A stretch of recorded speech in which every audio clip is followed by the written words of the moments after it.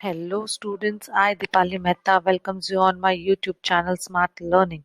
Today we are going to start with chapter number 2, Not-for-Profit Concern. Let us start with the introduction of the not-for-profit concern. For understanding this concept, we have to first know that there are two types of organization, trading and non-trading. Now let us understand the meaning of trading organization. Its main objective is to earn profit. They are engaged in trading activities like buying and selling of goods and services.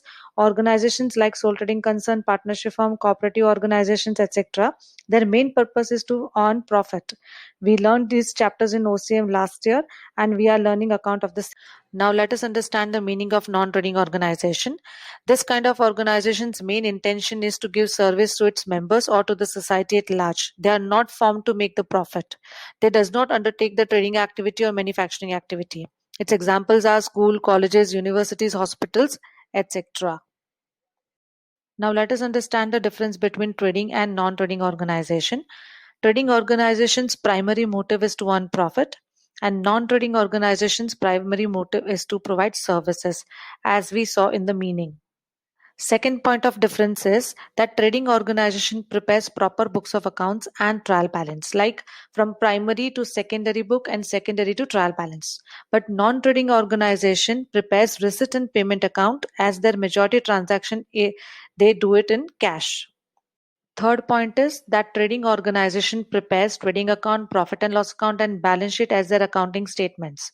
And non-trading organization prepares receipt and payment account, income and expenditure account, and balance sheet as their accounting statements.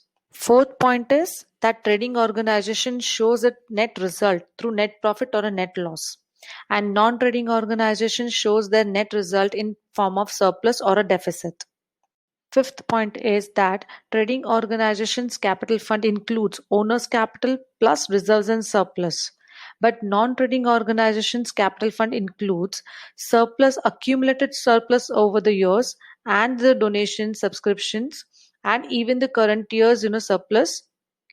Thank you for watching. See you in the next video.